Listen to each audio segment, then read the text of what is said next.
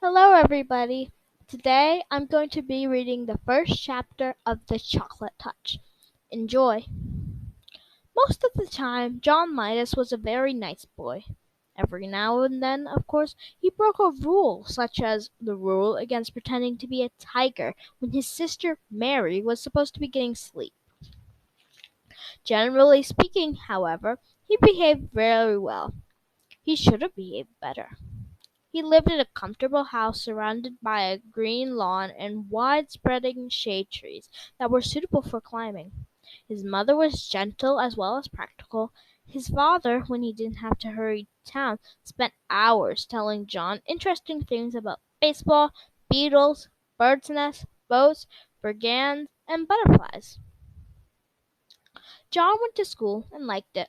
His teacher, Miss Plimsoll, was fairly easy to get along with, as long as he did careful work. He had received a new shiny golden trumpet and music lessons as a going-to-school present. Miss Quaver, the music teacher, had soon agreed to let him play small parts, a few notes at a time, with the school orchestra. Finally, there was Susan Buttercup, who was in his class.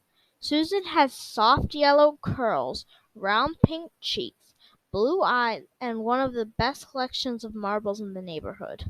John should have been completely well behaved, but he wasn't.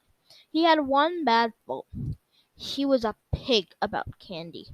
Boiled candy, cotton candy, licorice of all sorts, old-fashioned toffee, candied orange and lemon slices, cracker jack, jelly beans, fudge, black currant, ongs for ticklish throats, nougats, meringue glaces, acid drops, peppermint sticks, lollipops, marshmallows, and above all, chocolates. He devoured them all. While other boys and girls spent their money on model airplanes, magazines, skipping ropes, and pet lizards, John studied the candy counters. All his money went on candy, and all his candy went to himself. He never shared it. John Midas was candy mad. At lunch one Saturday, Miss Midas noticed a couple of little red spots on the end of John's nose. "Look!" she said to Mr. Midas. "John has spots." Mr. Midas leaned forward to look at them. He gravely shook his head and clicked his tongue. John tried to look too, but it is very hard and very difficult to see the end of your nose without a mirror unless you happen to be an elephant with a long nose that you can bend double.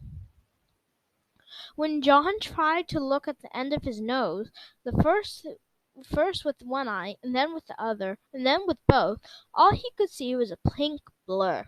Besides, trying to look at something so close made his eyes ache.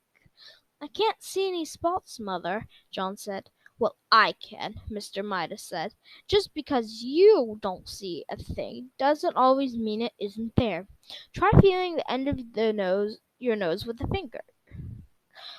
John rubbed his finger over the tip of his nose. It felt a bit rough. "Maybe measles," Miss Midas said anxiously. She placed her hand on John's forehead to feel whether he was warmer than usual. "But I don't think he has a temperature," she decided. "I suspect John has been eating too much candy again," Mr. Midas said. "Have you been eating candy this morning?" John said. Have you been eating candy this morning, John?" "Some," John admitted. "What?" Mr. Midas asked. "Well," John replied, "well, I had a few cream delights. Susan gave them to me." "Anything else?" Mr. Midas asked. "A little toffee crunch," John said. "And what else?" Mr. Midas asked, beginning to look cross. John's ears grew red. He knew he wasn't supposed to eat candy before meals. Hardly anything else," he said. "John!" Mr. Midas said, and his son recognized the tone. It meant John had to tell everything. It turned out that John had been around to see most of his friends, and managed to get candy from nearly all of them. The list he recited was a long one. "No wonder you had spots," Mr. Midas commented at last. "I think we'd better take John to see Miss Cranium," he said to Mrs. Midas. Dr. Cranium was a tall, thin man with a bald head and gray mustache. He looked through his glasses at John and said, He hasn't been eating his meals properly," Miss Midas said. "That's just what I thought," Dr. Cranium said. "I can tell by looking at him that he eats too much candy." The doctor shone a little electric light into John's right ear. Then he showed it into John's left ear. Then he shone it into John's nose. He told John to open up wide and say, "Ah." Then he shone the light into John's mouth. Much too much candy. Gracious me, he seems to be full of candy. He told John to sit down and relax. Then he picked up a small rubber-headed hammer and gave John a light tap on his right knee, just below the point. John's foot gave a weak kick. John giggled. "It's nothing to laugh about," Mr. Midas said. "No, John," the doctor reproved him. A healthy little boy who didn't eat too much candy would hit harder than that." "I'm sorry," John said politely, "but I can kick harder if you want me to." He gave a sudden high kick which knocked the hammer out of Dr. Cranium's hand. It landed on its rubber head and bounced across the room. "John!" exclaimed Mrs. Midas. "I'm so sorry, Dr. Cranium. John, tell the doctor you're sorry for kicking his hammer." "I'm sorry I kicked your hammer," John said. "I would recommend less candy," Dr. Cranium told Mr. and Mrs. Midas. "An upset stomach can lead to all sorts of complications." On the way home, Miss Midas tried to explain what she thought the doctor meant by complications. "You see," she said, "if you put too much of one kind of food in your stomach and not enough of the other kinds, it is bad for your whole body, because different parts of your body need different kinds of food. Do you understand?" "I think so," John said.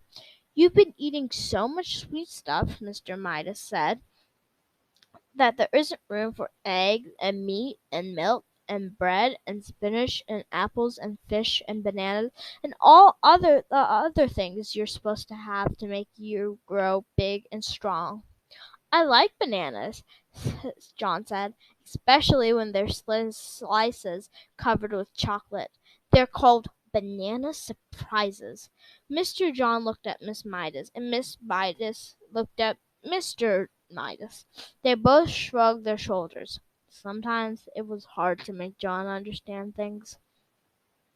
"You mean you'd rather eat candy than anything else? And chocolate rather than any other candy?" Mr. Midas asked. "Yes," John assured him. "Oh, yes." "Don't you think there's such a thing as enough?" Mr. Midas persisted. "Don't you think that the things are best in their places? I mean, don't you think there's a time for spaghetti and a time for roast beef, and even a time for pickled herrings and garlic toast, as well as a time for chocolate? Or would you rather have chocolate all the time?" "Chocolate all the time," John said emphatically. Chocolate's best. That's all. Other things are just food. But chocolate's chocolate." "Chocolate, I think I understand," Mr. Midas broke in sharply. "Very well." He took a deep breath and went on. "John," he said, "can't understand what sort of diet is really best for you. You can't you at least get into your head that you can make your mother very unhappy when you eat so much candy that you can't eat anything else?" The conversation always seemed to get around the effect of John's candy eating on John's mother. John couldn't see how it could possibly do her any harm if he ate candy. He sat silently for a moment. Then he said, "May I go out and play, please, Daddy?" That is the end of chapter 1. I hope you enjoyed it. Next time we will read chapter 2.